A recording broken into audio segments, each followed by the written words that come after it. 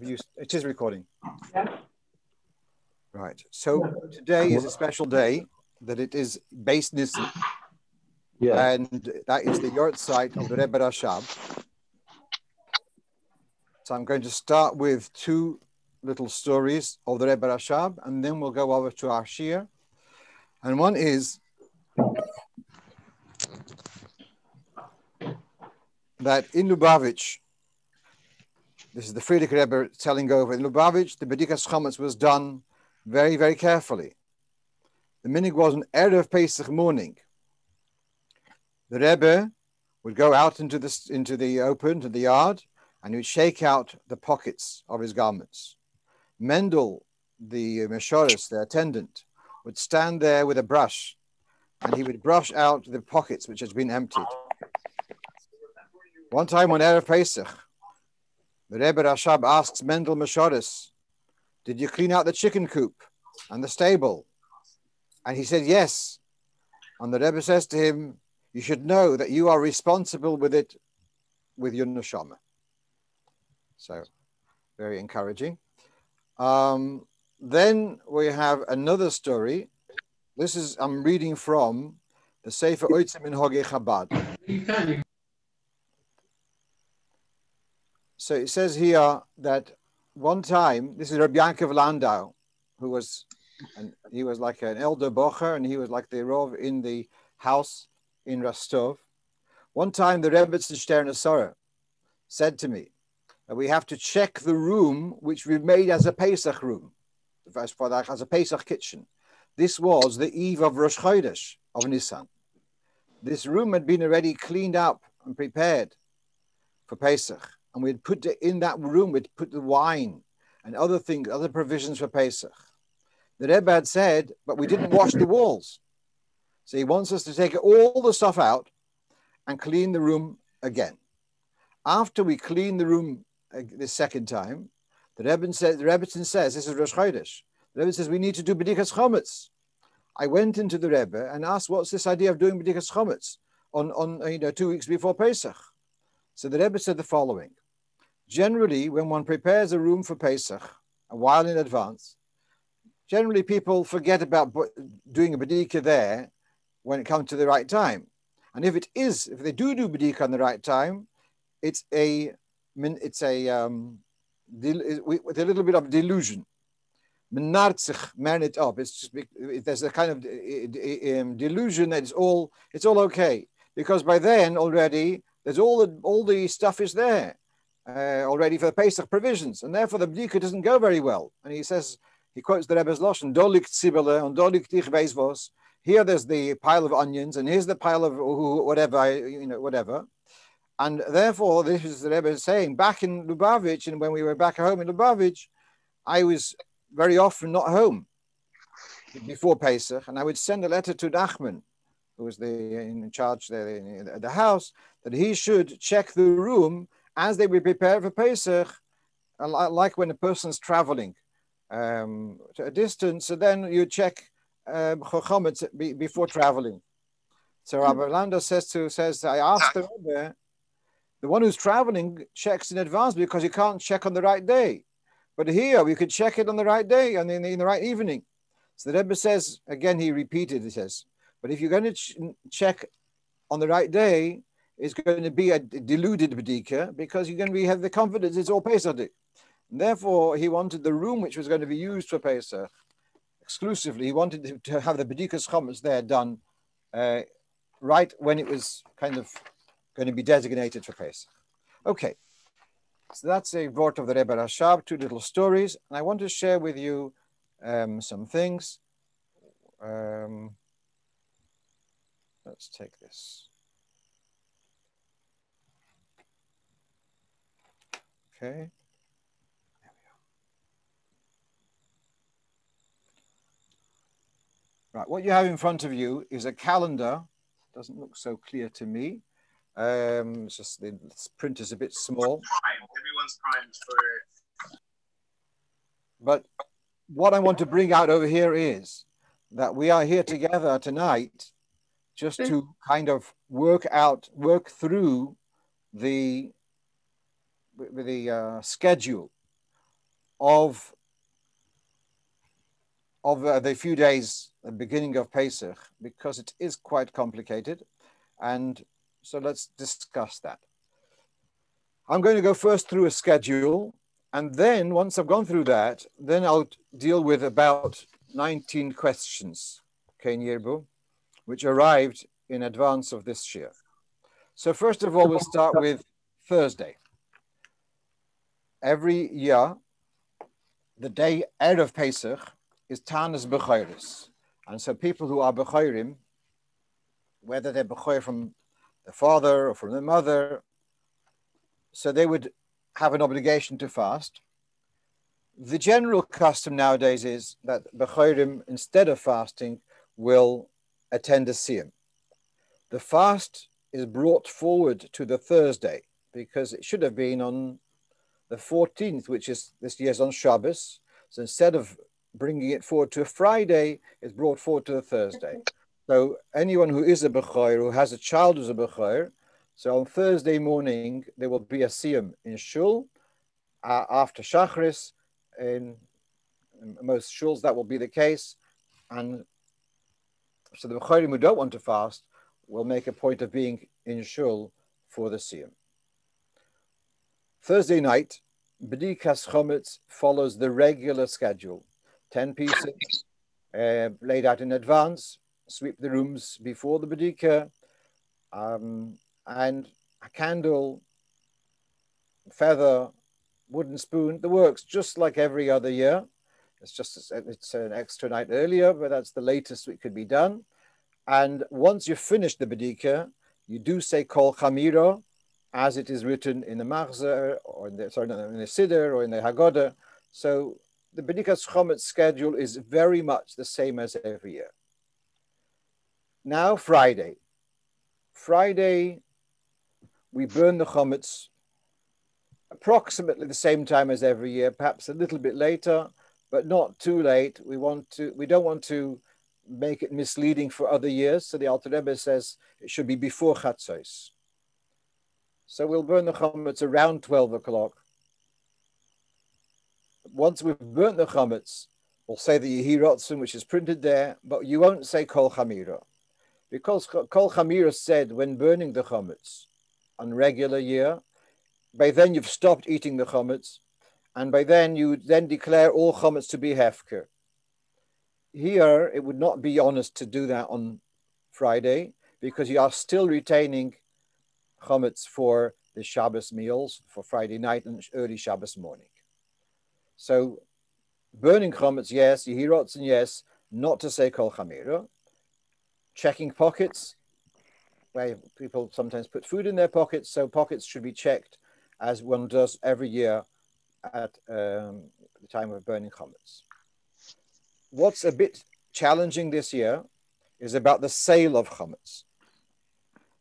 Normally, my schedule, my personal schedule is, as soon as it's finished the time of eating Chometz, then I deal with the goy to sell the Chometz. It takes about half an hour. We go through the whole contract. We shake hands on the deal. The guy gives me money. We do kinyonim with a garment. I give the key to my house.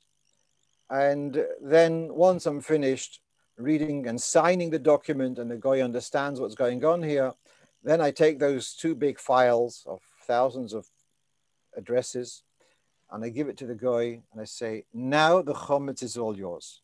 And then I feel a big weight of responsibility off my shoulders, that now the Chometz is totally sold and it now belongs to the guy.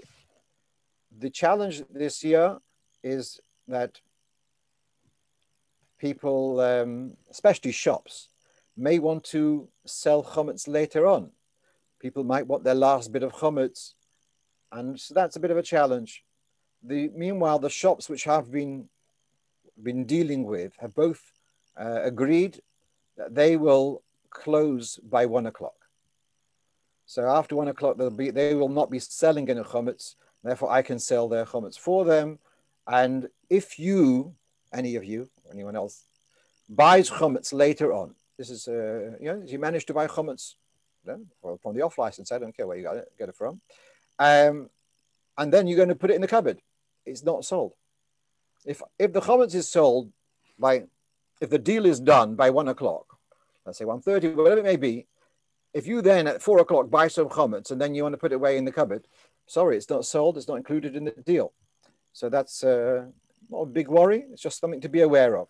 The chametz should be by midday on Friday. The chametz should largely be locked away, sealed off. Now,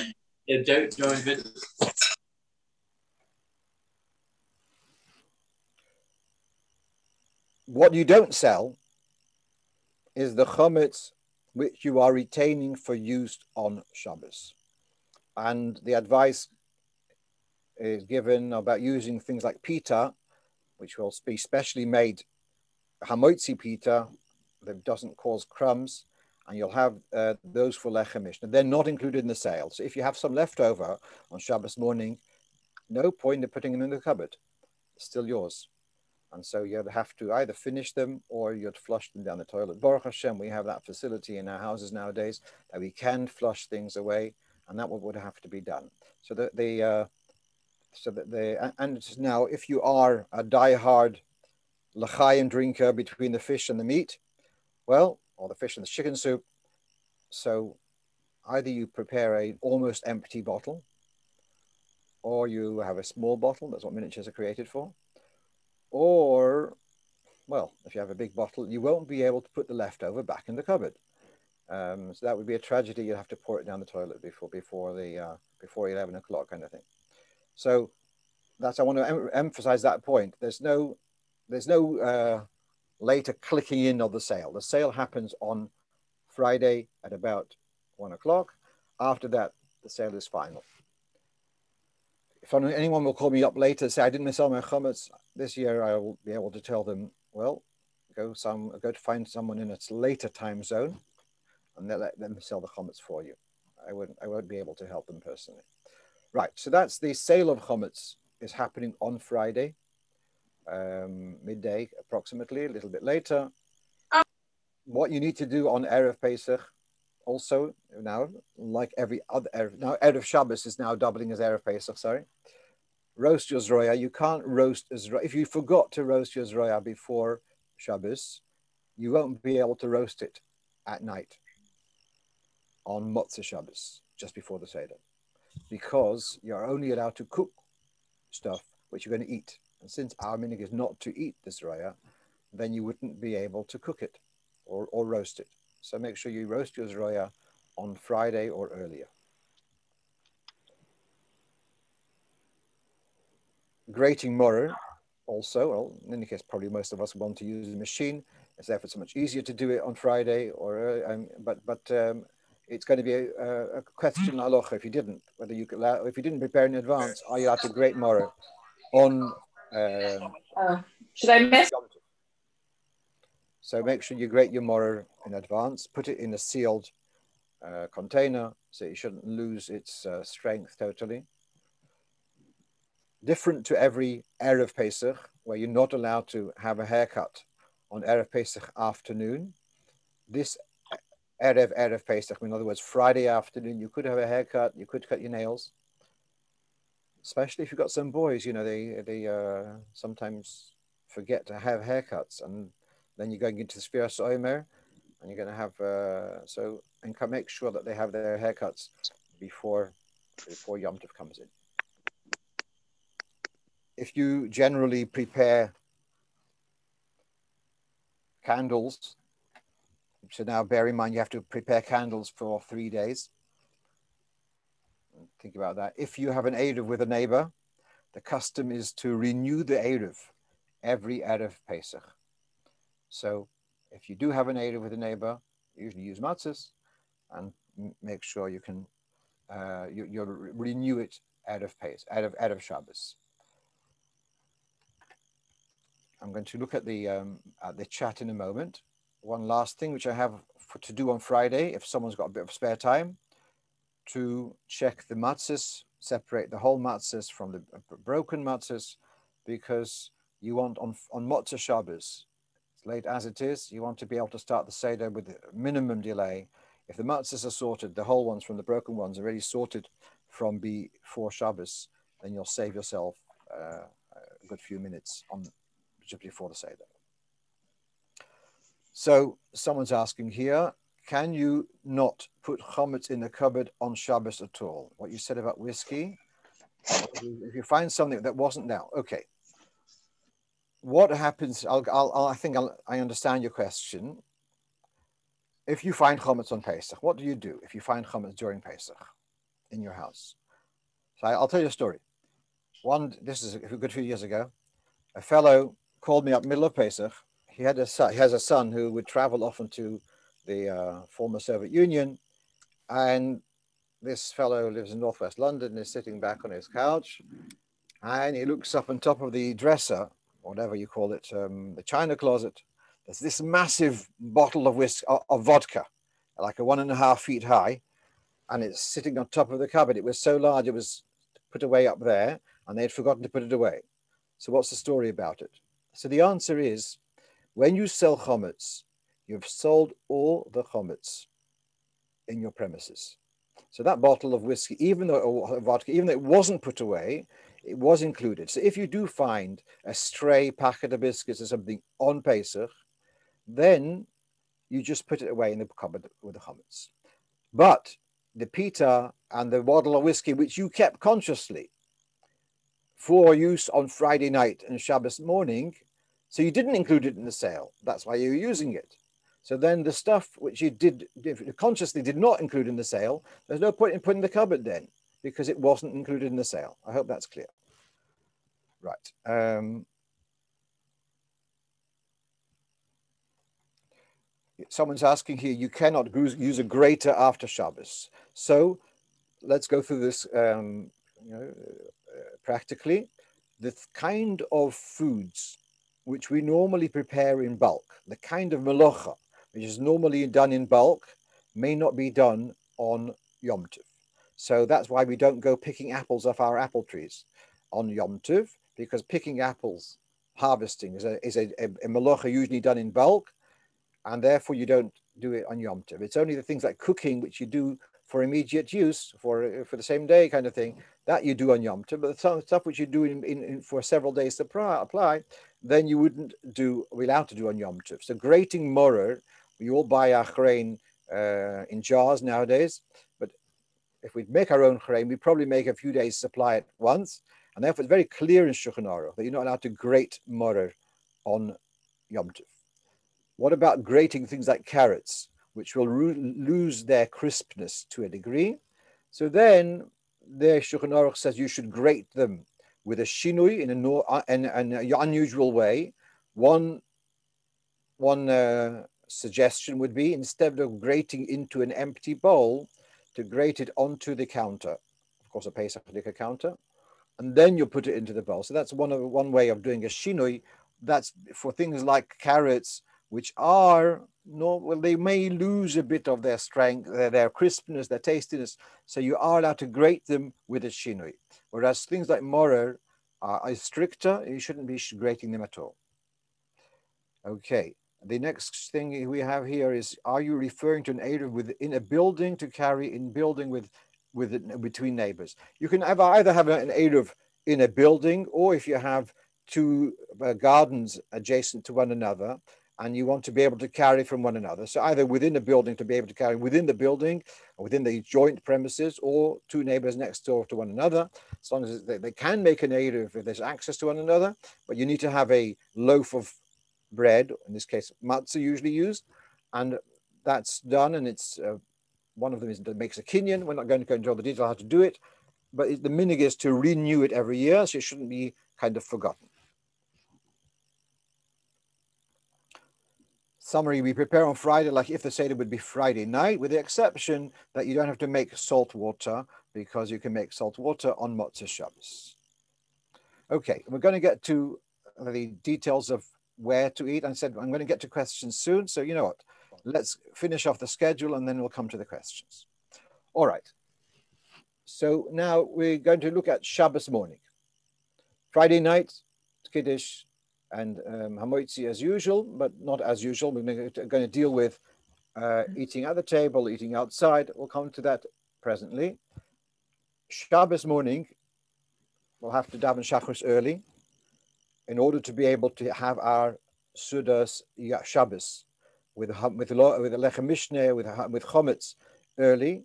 And so approximately 7 o'clock, a little bit earlier, a little bit later, but approximately that time. We've got this terrible confusion this year with GMT and BST. But Shabbos morning, in any event, Shachris is early, 2-3 hours earlier than regular, and you come home and you have your Shabbos meal, Kiddush, Hamotzi, and a little bit more, and right. And then that should finish by 10 o'clock. Now, this next point might be a little bit of a difficult one. When we say finish by 10 o'clock, does that mean finish eating chometz, or does that mean finish the meal? And that's obviously a big difference. It could be a difference of 25 minutes and half an hour. Now I'll explain to you something that we all know, that when you make hamotzi, you don't make a bracha on the potatoes, on the meat, on the soup. And the reason is because all the other foods are included in what we call lechem. They're all kind of subsidiary to the bread. But what would be if a person made a conscious decision, stop eating bread? So there is a discussion about this in the Gemara. So then the other foods will not be included in the hamotzi because you've already withdrawn from the hamotzi. And so this raises an issue. If by 10 o'clock you're not allowed to have any hamotzi further, well, then is the kugel or the meat included in the hamotzi, which the hamotzi in a sense has become obsolete. That's a bit of a problem. So I would encourage to try to finish the main courses by 10 o'clock. Dessert and a cup of tea afterwards is not a problem, because in any case, the dessert, you make a separate bracha. The cup of tea is covered by the Pri Hagofen, which you had at the beginning of the meal. But if you could try to finish the main meal, main course by 10 o'clock. If you don't manage to, there's plenty of poskim who are more lenient. So you have this whom to rely upon. I want to share with you, going back to this screen which I shared with you before. I want to scroll down here. Okay, here we are. This is a fascinating piece of manuscript of the Rebbe. This is going back to Tovshin Lamed Dalet, and that's 1974, which is the first time in my memory that Erev Pesach was on Shabbos. And at the time, the Rebbe had encouraged a leaflet to be published with guidelines how to observe this day.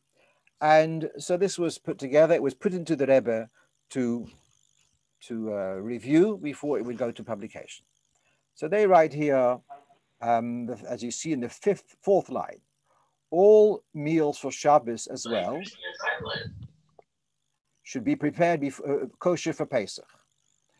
So on this, the Rebbe comments.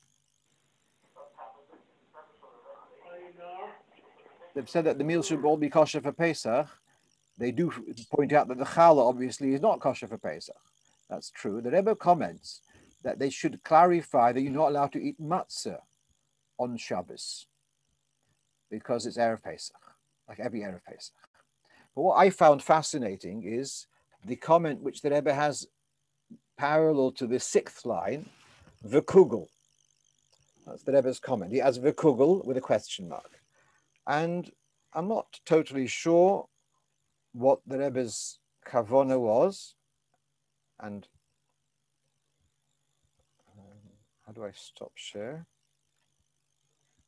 Sorry, bear with me a minute.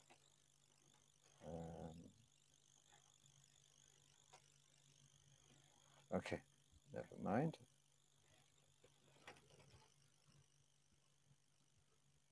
Can you give me a second? Okay. All right, so I suspect that there are contemporaries for him who describe the people eating their Suda on Shabbos Erev Pesach. They're huddling in a corner and they're sitting on the stairs, or they are outside somewhere, and it almost reminds us of the Suda HaMafsekes on Erev Tisha B'Av. And that's not really the way a Shabbos meal should be. A Shabbos meal should be like every other Shabbos, it's a pleasant time and relaxed time. So one should try to, and perhaps that's what the Rebbe was throwing in the kugel, that the Shabbos meal should be a Shabbos meal. And so someone asked whether it's okay to have the meal, to have just a hamotzi and just a little bit, and then take a break and come back a couple of hours later and have your Shabbos meal with potatoes and chicken and potatoes as like the menu for the rest of Pesach. And so I think that what the Rebbe is suggesting here is that this Shabbos meal should be a Shabbos meal as much as possible. Someone told me, now again, it's Rabbi Yosef Lander told me that the Rebbe Rashab said to his grandfather, Rabbi Yaakov Lander, the Rebbe Rashab would say, Kashe kugul fleish halach l'moshe Sinai. As if to say that to have those foods on the Shabbos menu had to be, not that the Rebbe Rashab was so interested in kugel, but it was like the standard Shabbos menu should be observed. Of course, kasha is a sticky food, so you wouldn't have kasha on Erev Pesach, Shechal b'Shabbos. But the kugel, if you can have a kugel at the Shabbos meal, that seems to be appropriate. Okay, so let's come back then. So Shabbos, we're going to have an early shachris, an early meal. Stop your chametz eating by 10 o'clock. Now I'm telling you, I want to emphasize this. Our calendar for London says 10 o'clock. That's not for Manchester. I don't know what time it is in Manchester exactly. And to also emphasize that other calendars will be about half an hour earlier or 20 minutes earlier. So yes, there is that variation between the Alter Rebbe and others. If you want to stop earlier, gesundheit, but that's the Zman according to the Alter Rebbe. And then that's the Zman, the latest for eating chametz. Then there is a time which is called Zman Habir, by which one has to dispose of any chametz and no longer own any chametz. So before 11 o'clock, 11:03 actually, and if you have any crumbs, flush them away. Little crumbs on the floor, you don't have to start, with a magnifying glass looking for them. You can rely on kol chamira. Kol chamira is a declaration of bitul or hefker, and if you don't understand kol chamira in Aramaic, say it in a language which you understand. It's not a prayer. It's a declaration of intent, and so you should say it in a language which you understand, where at this point, before 11 o'clock, or before 11:03, you'll say all chametz in my possession, which is in my possession, whether I did see it, or I didn't see it, whether I know about, don't know about it, it's all going to be hefker. Then check if you should check your pocket, your Shabbos clothes, in case, although you check the other clothes before Shabbos, but maybe you put something in your Shabbos clothes, so check your pockets in case you have some hidden pita there. And then really now you can have a nice long rest. From then on you're very flexible.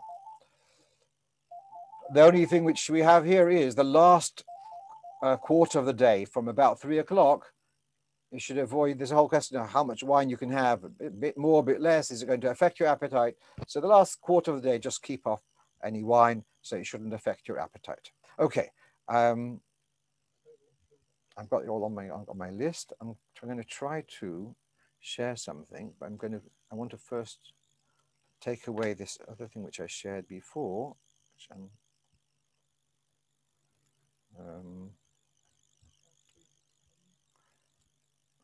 okay. I'll try to share it. No.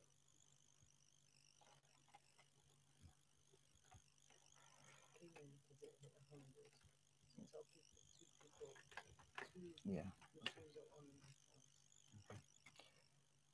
Okay.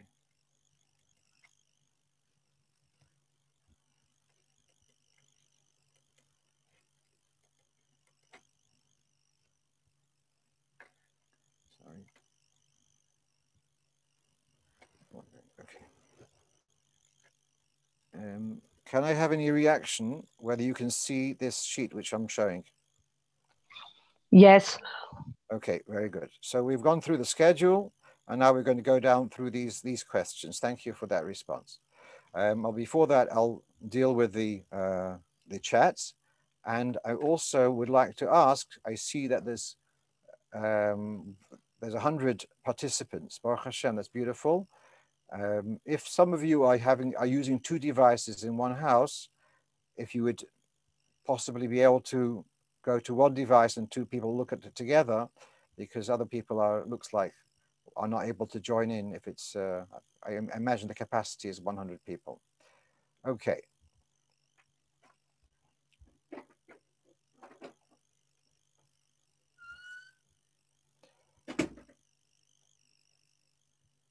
All right, so I'm going to go through the chat.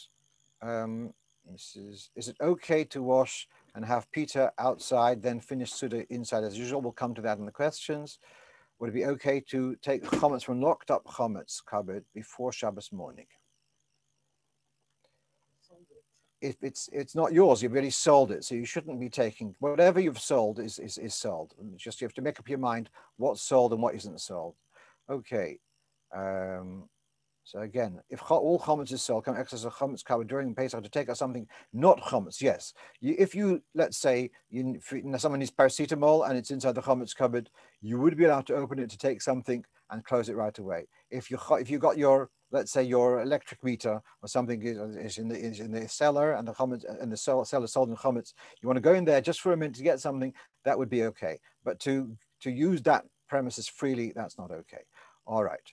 Do you need to have fleischik at the Shabbos morning meal? Well, according to the quote from the Rebbe Rashab, one should try to have. If you can't, we can't see the shared screen. It isn't sharing. All right, so I'm going to have to deal with that in a moment. Are you allowed to have meat and Shabbos lunch? All right, here's stop share. Okay, we'll stop share, and then we'll go and share again. And that should now work.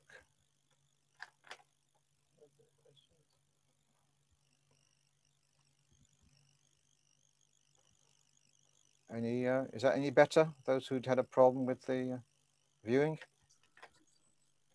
Yes, it's good. Okay, wonderful. Okay, I'm going to, I see there's a lot of questions on the chat, but meanwhile, it's getting more and more. Let's get through what we have in advance, because the thing is very simple. The things which come in advance, I thought about. The things which come in the chat, I didn't think about in advance. And so I'm much safer to deal with the stuff which I thought about in advance. Okay, let's go through. GMT changes to British summertime on the first day of Yom Tov at 2 a.m. May one adjust the time on a watch clock on Yom Tov? Now, actually, if you had one of those old-fashioned wind-up watches, possibly even, I'm not sure about the quartz one, just to turn the pointers, the hands on a clock from 2 o'clock to 3 o'clock, that would be allowed to be done on Yom Tov. The thing is not really relevant for a lot of our clocks, which are electronic, digital, etc. So it's not terribly relevant. What I would say is the advice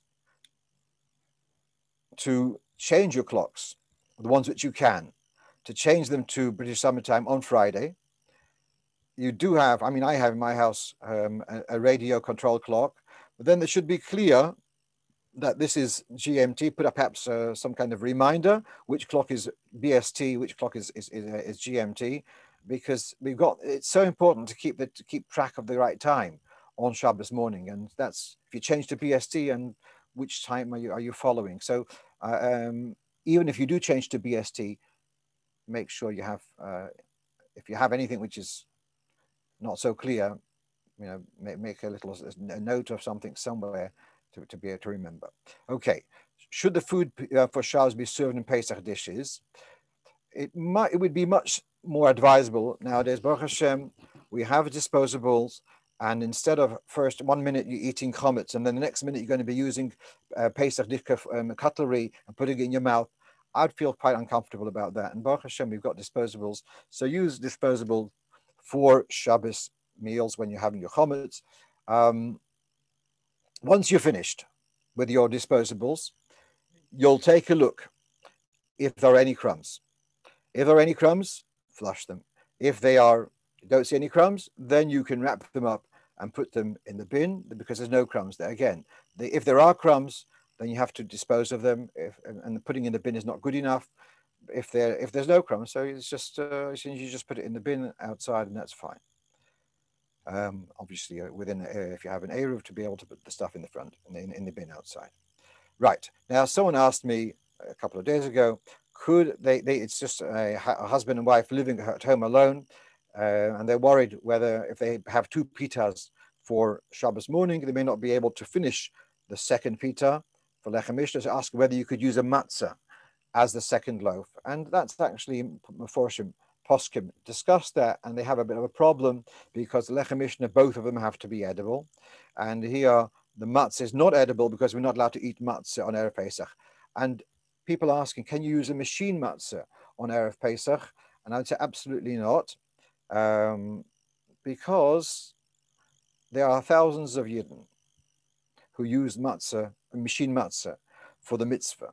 And so to use a machine matzah on Erev Pesach and say, oh, well, it's not real matzah, well, that would be a very wrong statement to make. Of course, we're machmir to use hand matzah, shmura matzah, but we shouldn't be dismissing the machine matzah as chametz chas v'shalom. Right, so one shouldn't be using. There's another question: if you use a matzah, I mean, in addition for lechem mishnah, it's not edible. It could be muksa, because a food which you're not allowed to eat could possibly be considered muksa. Right.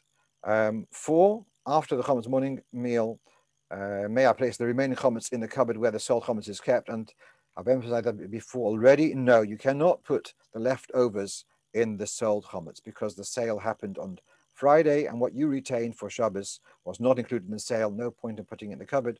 If you do have a bit of pita left over, so either you bring some of the neighbors' kids to enjoy the last shred of chametz before Pesach, or you just crumble it and flush it down your toilet. Right, and the same is about the remains. Put in the outdoor bin. It's still in your premises, still in your reshus.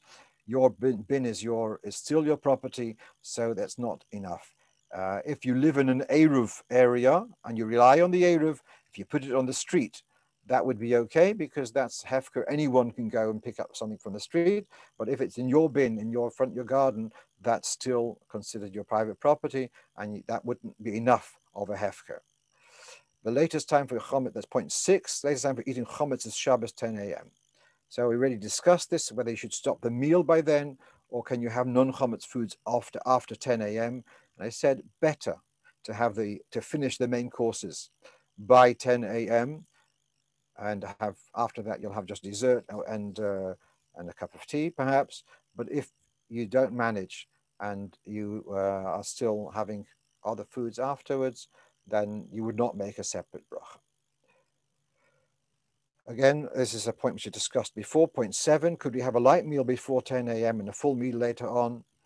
You could do that. It would be perhaps to have the basic Shabbos foods at the earlier meal, just a little bit. I know it's early in the day, so you have a little bit less. And of course, later on, you can have a full meal, lunchtime, whatever, as I said before, the menu will be chicken and potato and chicken. Okay. And all right, all other vegetables which we do use on Pesach. All right, point 8 is an important question. Our minhag is on Pesach, we only eat fruit and vegetables which can be peeled. What about until when may we eat fruit and vegetables with their peels? So really, one could argue, and the halacha probably you would be allowed to have them a whole day. We're talking about chumras. I personally feel it's misguided, because what's happening here is we've had all fruit and vegetables and chocolates and what have you a whole year round. We had 11 and a half months. We've had whatever food we want.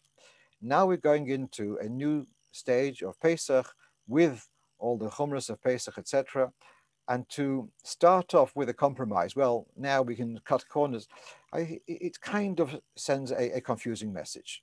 Are we excited to go into Pesach mode, or are we going to cut corners as long as we can? Now, again, it depends if you can manage to be machmer. You should be machmer. One woman asks, do I have to be machmer until I plant? So I said, stop just before. Okay. Point 9, may one serve roasted meat, on Friday night and Shabbos day? The answer is yes. You are allowed to have roasted meat on Friday night and on Shabbos day, in the afternoon also. Just at the Seder, we don't have roasted meat because we don't want to give the misleading impression of having a Korban Pesach, which has to be roasted. And we, unfortunately, at this moment, don't have a Beis Hamikdash, so that's why we don't have roasted meat or chicken at the Seder night. Okay, here, let's go on. The minig, there's halacha, you mustn't eat matzah on Erev Pesach. That's written in the Gemara. There is a din in Shulchan Aruch not to eat moror on Erev Pesach. Then Chabad minig takes in a further chumrah that there's a mitzvah called charoises. So there's a mitzvah of matzah, there's a mitzvah of moror, and there's a mitzvah of charoises.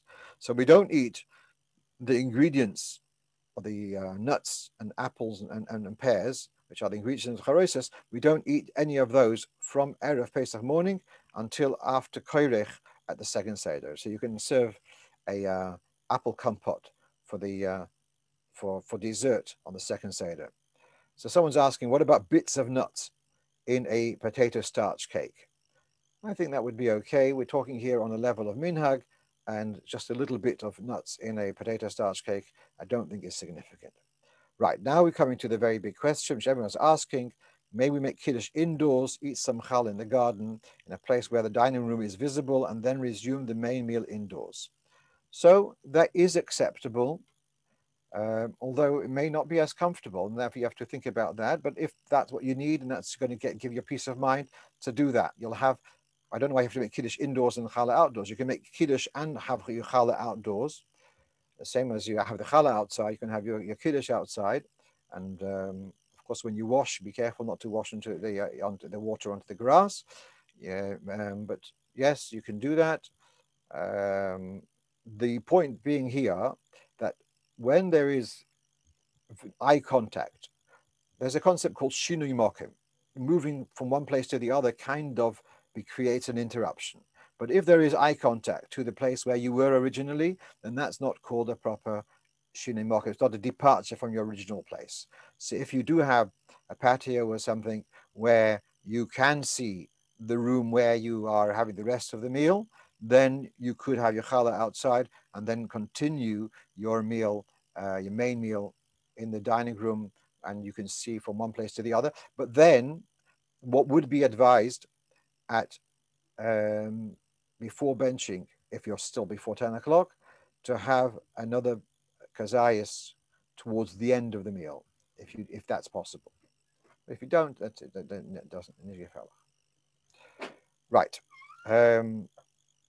Now, a point which I would like to make is lighting Shabbos candles. Normally, we light Shabbos candles at the table, and what would be advisable is for if you are having chametz at the table, so you'll have a plastic tablecloth. Once you finish your chametz meal, so then you'll take away that tablecloth and make sure there's no crumbs. If there are, you'll flush them down the toilet, and then you'll take away that tablecloth and you put it into the bin. So if you are doing that, you won't want to have your disposable tablecloth under your candlesticks. You'll have that under a separate piece, so you should be able to remove the tablecloth without having to worry about lifting the candlesticks, because candlesticks are obviously muksa on Shabbos. Normally, we try to light the candles at the table. At least, if they're not at the table, they should be at a place where they are shedding light and enhancing the Shabbos meal. So if you have a sideboard, that's also okay. this person says that it looks like she lights a lot of candles. She wants to light some at the table and some on the sideboard. That's now on Pesach, she wants to use disposable tablecloth as we just discussed. Can she put all the candles on the sideboard? So if that's what you have to do, that would be okay, but it's nicer to have some candles at the table mamish, and just you work out with your tablecloth that you have your tablecloth reaching until where your candlesticks are, or you can have another solution which I've seen in one house where they cut a big hole where for the candlesticks, and then they are able to lift. Well, I don't know whether that would work for Pesach actually. All right, so but that's another possibility of having the disposable tablecloth not under the candles, and then you can dispose of it and still have your candles at the table. Right. Once we're done with the chametz, I will want to remove the plastic tablecloth. What should I do with the candlesticks at the table? As I said, generally we should consider the candlesticks as muksa as they are every Shabbos. And this business of putting a candy or a little mincha on the tray, and therefore the whole thing is demuxified, is not a straightforward solution. So therefore, I wouldn't encourage it. If you have a goysha, help, then they could take it off the table. But also, it's not recommended. Okay. If you make an Eruv with your neighbors, so it should be, if you're making the Eruv, it should be Shmura Matzah. Should women and children also say Kol Chamira? Well, I think yes, because Kol Chamira is said for even children today. Often they will get pocket money, or they do a bit of babysitting. I'm talking about in the teens, and they will possibly have their own chametz, and you can't be mafke their chametz. And they should be saying. So when you say Kol Chamira on Shabbos before 11 o'clock, have everyone also say Kol Chamira. And I said, if they don't understand the Aramaic, say it in Hebrew. Flossing, brushing, and teeth on the Shabbos again after 10 o'clock before 11:03, brushing it. Now, when it was last this kvias, this calendar, so Rav Padva was eingesund, Rav Padva, the Rav here, he allowed the using of toothbrush to dispose of chametz. I would say certainly you can, when you floss, if you don't normally bleed, then you would be allowed to floss also on Shabbos. It's not a problem. And but again, the remainder of that floss will have to be thrown out. So I guess either use those little, what they call forks, those dental things, or you'll cut off a piece before, because cutting off on Shabbos is a little bit questionable. Right. Someone asked today, I got a question. May you leave in the fridge your mayonnaise and lemon juice used in chametz? Now, if you actually put in chametz into the mayonnaise,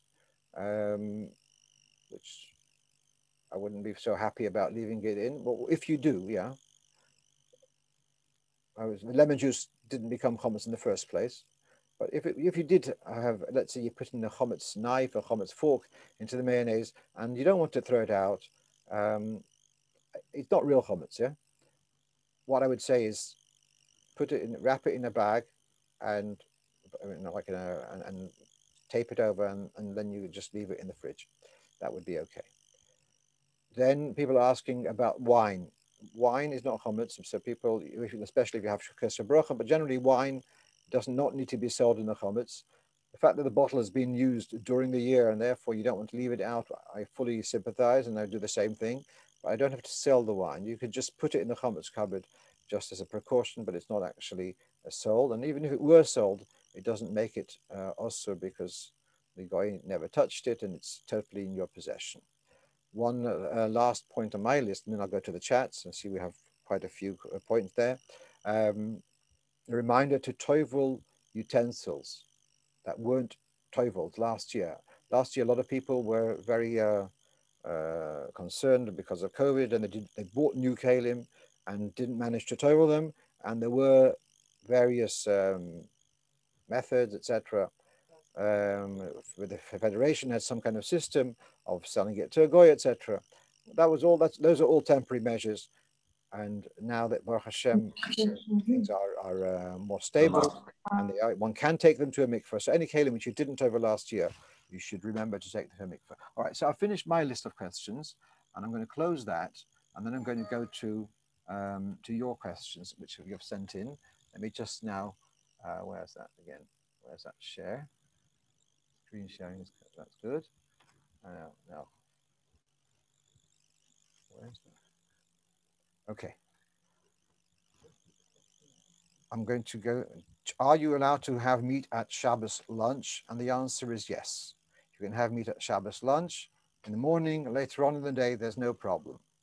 Okay, so now you're asking, can we eat foods on this Shabbos which are kosher Pesach, but we like manufactured foods? So I think I've addressed that.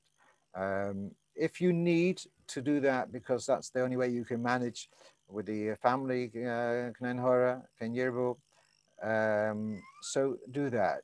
But I would really discourage it because, as I said, chinuch-wise, you're going into the beautiful atmosphere of Pesach with its, its pristine kind of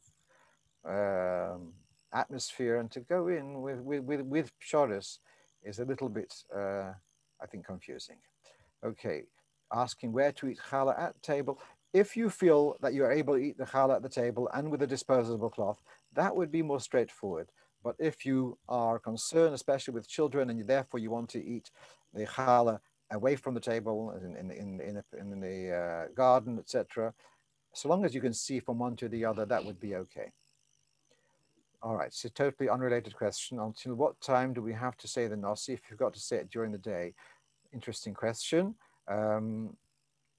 Generally, I would say you can say it after chatzos. Normally, one doesn't do mikra balayla. So if you didn't manage to do the nasi after 12 o'clock, you can say the nasi.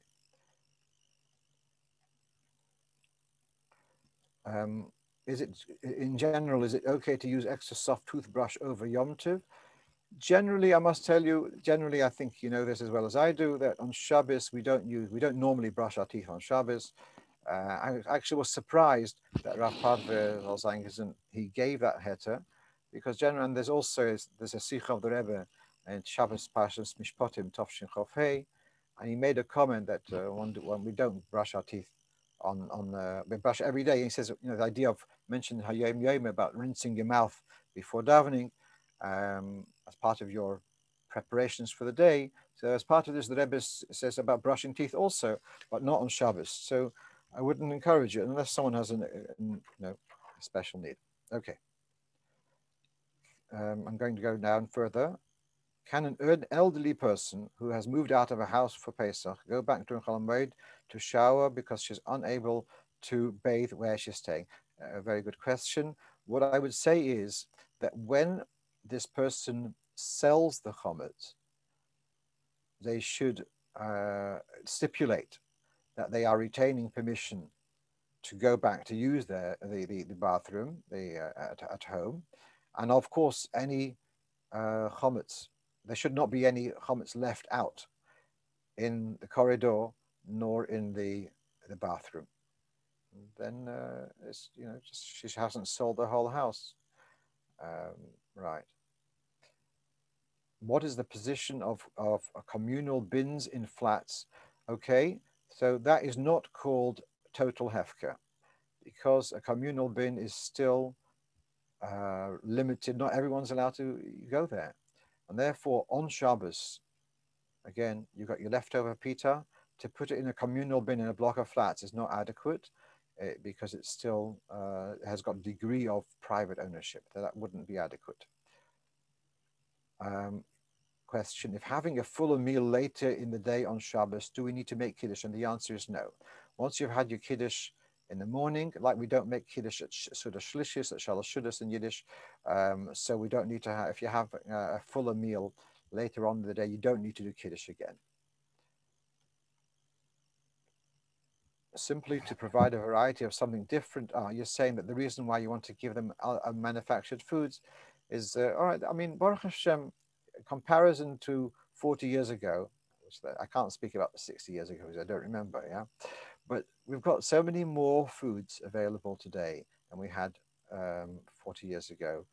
Avocados, I never saw avocado till I was about 14 or younger, about 10. I'd never seen avocado before. There are muli, there's, it's not for me to start telling you which vegetables are available. Speak to other ladies, and Baruch Hashem, you can make, let's say, with muli, you can make like a coleslaw. You can make lots of different things. Baruch Hashem, even within with all the chumras, there's still, one can make a lot of nice foods. Right.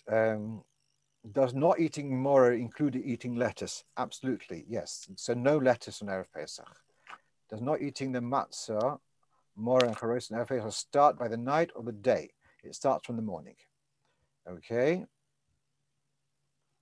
Very good point about the toothbrush.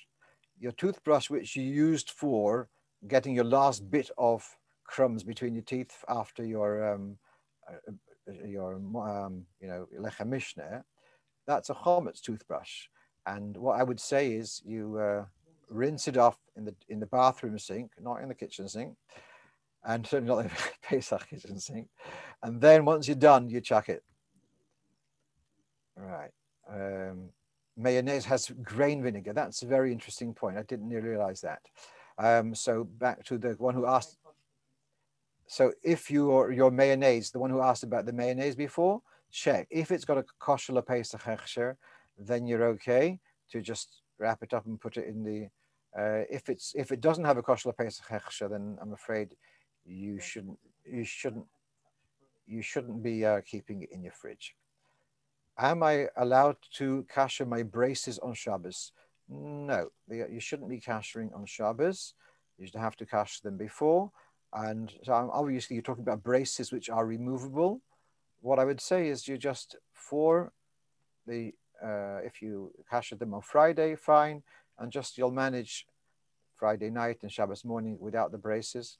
And then you'll go on to use them for Pesach. All right, someone is adding here, sangria wine is not kosher Pesach. At least it wasn't in the past. I'm not sure. Is sangria wine a kind of vinegar? I'm not familiar. All right. What are your views on kashering your cooker for Pesach instead of having a Pesach Dika one? Okay. We try to, in Chabad particularly, we're not so into kashering stuff for Pesach. We try to get stuff especially for Pesach.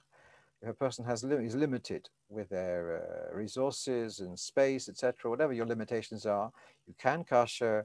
Someone asked me today and about they moved into a new house and there's a stove there. So one way to kasher would be you'd clean the stove very well. Then you'd take a blech and put it on top of the stove, turn the fires and full for about 15 minutes, let's say. That would burn any residue of the on the grids, but then what the person asked, which I was very pleased about, then to take something like she said about barbecue grade or something, let's say chicken wire, something which then raises a slight gap, so your Pesach Dika pots are not sitting directly on the burnt out, although they're burnt out, but they're the chometz Dika surface. That's just as a chumrah. Right. Is eating vegetables on matzah considered gibrox? The answer is no. It's not. Putting vegetables like avocado on matzah is not gibrox. Like banana, let's say.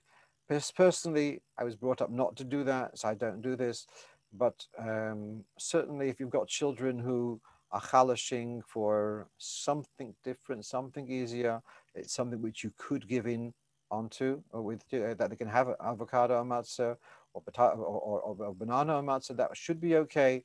I would advise you though to use only disposable utensils, disposable cutlery, because you don't want to have a regular metal knife with the avocado, with the matzah crumbs, and then washing up the gibrox. Baruch Hashem, we've got that facility, so use disposables for doing that. Could you use manufactured things for the Friday night? And before 11, definitely. You're eating chometz mamash, you can use manufactured stuff also. Right. According to Chabad Minig, is ginger okay? So in the Rebbe's Haggadah, he mentions there that, talking about the Haroses, the Arizal, is quoted as saying, Charishas Even, Charishas Eitz. Even stands for apple, barn, and nis, apples, pears, and nuts. And Eitz stands for Ingwer and Cimarron, which is ginger and cinnamon. And he says, B'shonim Achronos, we don't use ginger and cinnamon. So from there, I know that Chabad minhag is not to use ginger, although I I don't know what type of ginger they had in Russia. So whether it's very different to what we have today, I don't know what to answer to that. It seems to be a bit strange. It's a root vegetable and it can be peeled, but I just see there that the Rebbe's Haggadah has that the minhag not to use it. Can we eat only cooked chicken or meat on the Seder night? Yes, it can be. It can be. It doesn't have to be chicken. It can be meat also. What do you do if you have a fixed brace? Don't use a blowtorch. What you do, you clean out as well as you can. Try to avoid having hot chametz for 24 hours before Pesach. Hot chametz means something like pizza just out of the oven kind of thing, or hot knedelach. But that's the most much you can do. You know what? I've got also a problem. I don't have braces and stuff, but I have fillings. And they're also made of metal, and they also absorb. And what's going to be done? That's what we're living with. Rebbe Rashab didn't want to have any fillings, but most of us do have, and just live with that. Yes. Someone's asking here regarding only using white plates. Can we also use clear plates also, or white with silver rim around the edge? Clear plates I don't have any problem with. The white with silver rim, I don't know what the silver is. I think the silver is a paint. If it's a real silver, it's a different story. We have silver dishes on, we have silver bechers. If it's a paint, I would say keep off it. Right. Someone's asking a question. Someone will be sleeping at our house. We are not there. Is it enough for us to sell the house and they use just what they need? Okay, let's think about that carefully. You're not home and you've got chametz. So you sell the chametz in your premises. That's what you should do. Now, they are using the premises. They have a chiyuv to do b'dikas chametz there. If they're using the premises, they have to do b'dikas chametz. So you should be telling them that all the chametz cupboards, they should be like sealing off, like with the masking tape, as you would normally do yourself. So that's what they should be doing, and they should be doing. So you'll sell your chametz at that premises, but they, as the users, as the residents, they'll have to do their own b'dikas chametz before at the right time before Pesach. Can I feed my young children kitnias or gibrox? Okay, certainly one should avoid that unless you're really. The earlier years, the Rebbe was a little bit more lenient about gibrox for children. Later years, he encouraged not to give them. Kitnius is even more of an issue in a sense because it's a takonas chachmei Ashkenaz. One shouldn't be doing that unless it's an exception, really exceptional circumstance. As I said before, largely we've got a large variety of foods which we can do with ala hidurim. So one shouldn't be making.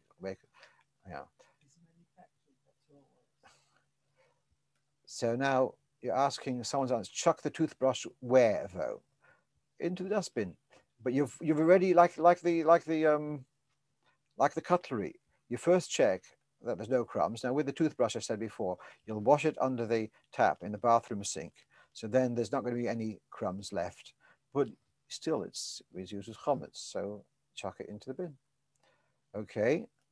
So you're telling me that Joyvan makes sangria, which isn't kosher lePesach. This is all right. It wasn't any of the questions before, but if anyone has, this is a public announcement. There's a wine called sangria, which is not kosher lePesach. So if you have it, you put it in the sold chametz.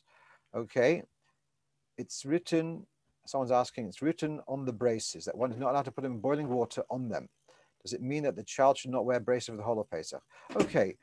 Braces, and once you get a little bit older, a little older than me, some people wear dentures, and they also mustn't be put in boiling water. So the advice for people who have dentures, etc., and who do want to kasher them, would be to first clean them well, use a detergent of some sort to kill to destroy any residue of food.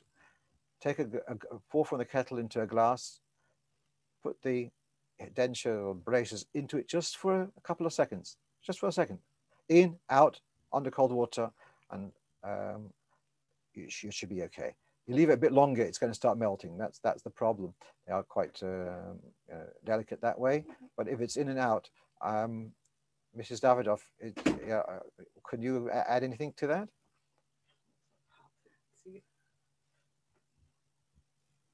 Okay. I don't know. I really don't know. I would have to ask my husband. All right. Okay. If you get any clarity, but I don't have public liability insurance. So if someone comes to say that they ruined their dentures because I told them to put it in a glass of hot water, so that's why I'd like to be covered. But as far as I understand, just a quick dip for a second, and then right away putting in cold water, it should be safe. I'm sorry. I know for sure that they cannot be put. I asked that question. So they look very delicate. They're like totally plastic and expensive. So that was my question. Just not to put them for a week. Okay. No. You just clean them well. Thank you. Yes. All right. Okay. Let's move on. Confused about brushing teeth on Shabbos. If can't, then after 10, we should or shouldn't. What I said is if you are brushing teeth after 10 o'clock, once you finish eating chametz, and then if you can brush your teeth with a light, but if you don't normally bleed, you can brush your teeth with a lightly to hopefully get rid of the chametz. Okay. Okay. Going on to another question here, was direct to me. In regard to bins, if the city neglects to collect them, what should we do about the chametz in the bins? Our bin collection has recently been changed to Fridays. There are clearly some issues with the management, and they have neglected to collect some type of bins each week ever since the change. Well, yes, I'm sorry about that. The stuff which is in your bins in the front of your house is still your property, and what you're going to have to do is either included in the mechiras chametz. That's one way of doing it. Not so keen about that. Once you've had your last collection, so from then on, perhaps be more careful whether you put out chametz in your bins, and there might be somewhere where you can take your leftovers and put it in a bin on the street, let's say, like mamash on the street. If it's on the plastic bags, it might be manageable. Okay. Someone writes here, I usually light with some oil and the rest with candles. For Pesach, can I use only candles? I light a lot, Baruch Hashem. That's wonderful. Right. Why don't you want to use the oil for Pesach? Is that because of kashrus? There's no reason to, if you use oil just for burning, not for food, that shouldn't be a problem. There is, if someone, let's rephrase the question. If you've had a minute to light with oil and you want to start using candles, oil is a bit more mehuder, although with Chabad we don't light with oil, but if you've started doing that, to stop doing that would be a question of Hatorash Nezorim. But if you have some problem just for Pesach, and then after Pesach you revert, so then you would be allowed to do that. Soup with barley in it. So barley is chametz. So you could, well, I don't know why you dafka want to do that, but if you had soup with barley, you'd finish the soup, finish the barley, and then your empty bowls you'd be able to put in the bin. Next question here from Oxford. I want to make a lot of zero, as at once I can do them in the oven. I'm not sure what that means. a frying pan. We always cook them on an open fire. I didn't understand this question. Perhaps you'll rewrite It's probably 0, not 0, I think. Aha. Okay. Yeah. Thank you. If I want to make a lot of zeroya. Thank you. Ah. Good. As a lot of zeroyas at once. Can I do them in the oven? In a frying pan? We always cook them on an open fire, but it's difficult with many. Interesting. Yeah, I mean, how about using barbecue? Use a disposable barbecue. Why don't you do disposable? You can, if you have a Pesach Dika grill, you can grill them. That's also a form of roasting. That would be okay. If it's roasted in an oven, in a fry, sorry, in an oven, I think that's okay. That's called roasting. That's okay. In a frying pan, could you do it without any added liquid? The roasting would mean without any added liquid. Right. Let's go on. Thank you for that help with deciphering that message. Could it be that we can't use ginger in the charoises and okay for? That's not the way I understood the comment there. I understood that we don't use ginger and cinnamon, and that's why we don't put it in the charoises. Right? Can we have almonds on Pesach? Yes. If you go to the Chabad minhag of peeling everything, you buy almonds in the shells and you crack them, and that's part of the joys of Pesach, sitting around with the children and knacking nuts and being very creative that way, and solving the world's problems at the same time. Okay, is cabbage okay? And no. Dan Ruskin, might I ask the question about the almonds? It's because whenever I've seen them, you can either buy them fresh, in which case you can't really eat them because they're wet, or you buy them dried, but I think they've been dried in an oven. You can buy them in the shells. But aren't they, haven't they been dried in an oven in the shell? No. Not as far as I know. Oh, thank you. That's very good news. We always used to use almonds as at home. I don't think it's a problem. Okay. To buy the almonds in packs, which are already shelled, then that goes to, manufacture stuff and peeling and all that. But if you buy it in the shells, not a problem. Is cabbage okay? We don't use cabbage because we can't peel them. Even though it's quite packed, as it starts off in life, they are quite a bit open. So no.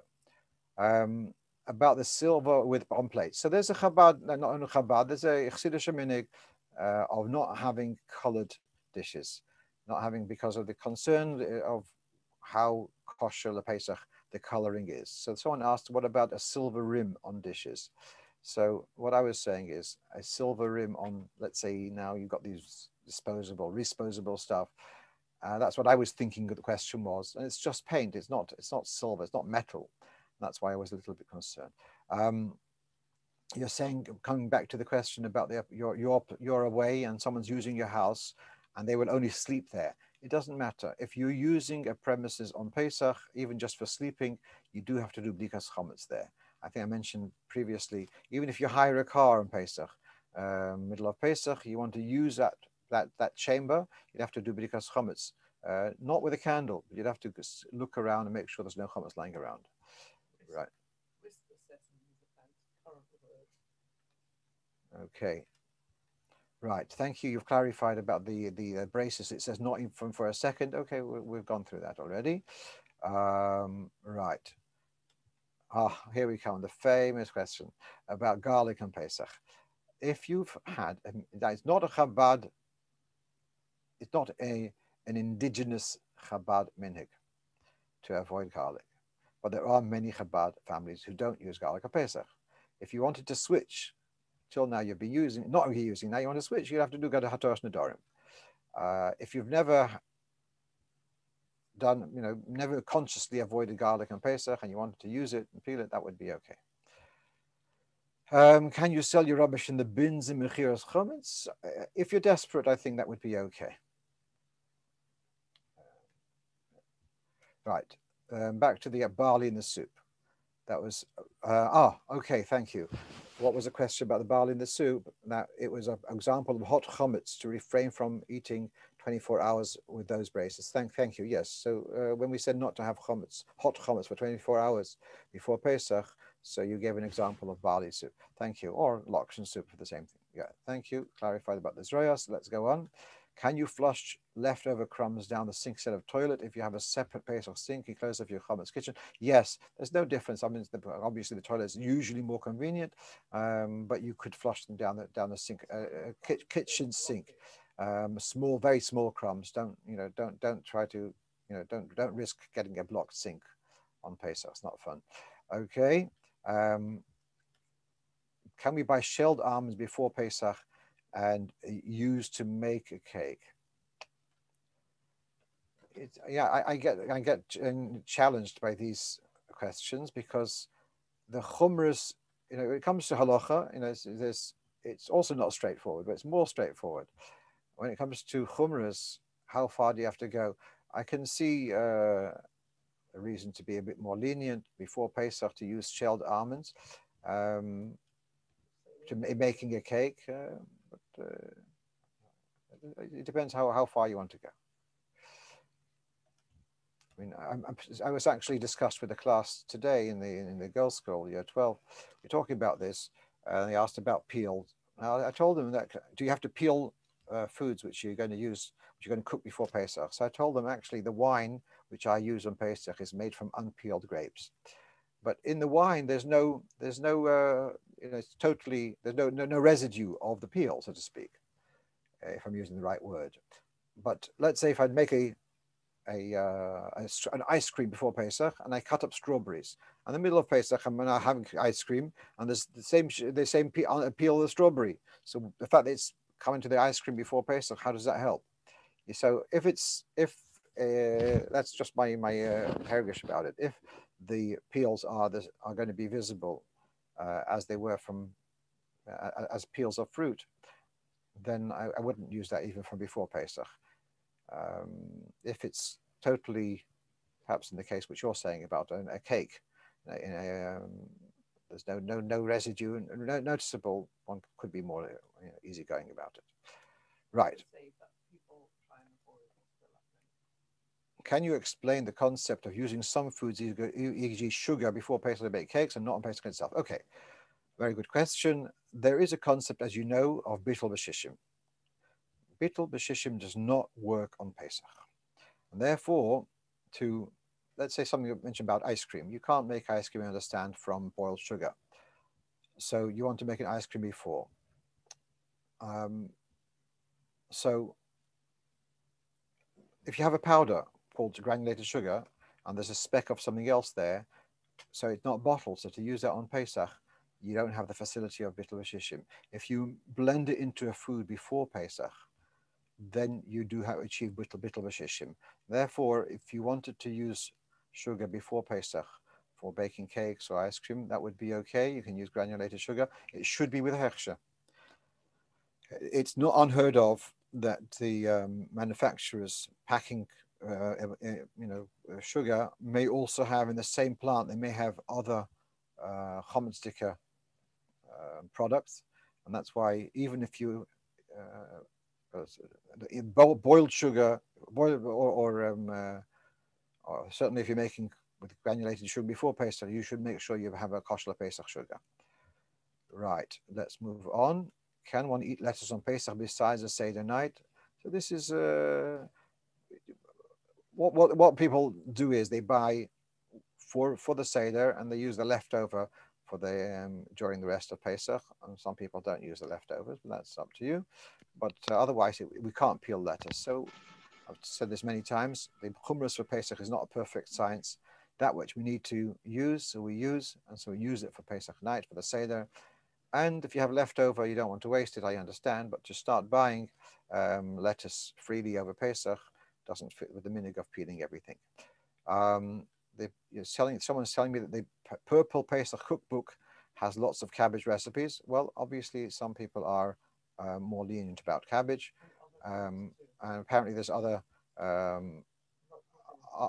foods which a lot of Chabad families don't use. So listen, things evolve in different communities.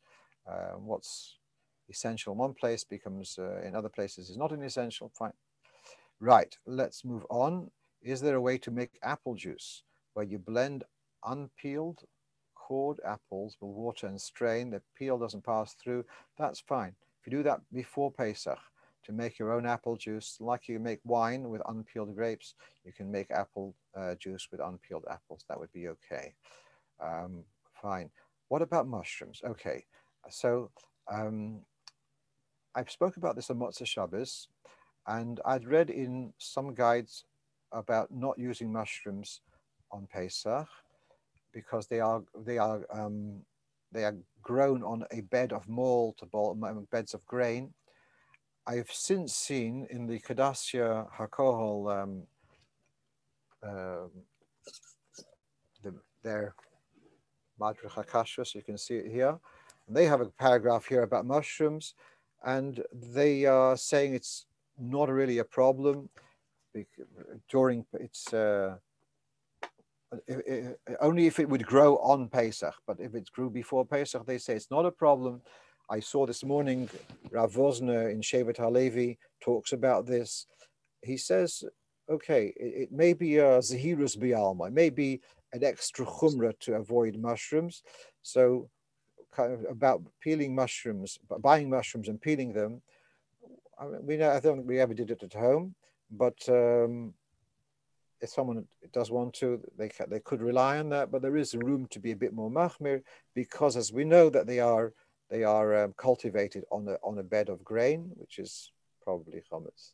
So it's on the level of chumrah rather than a strict halacha.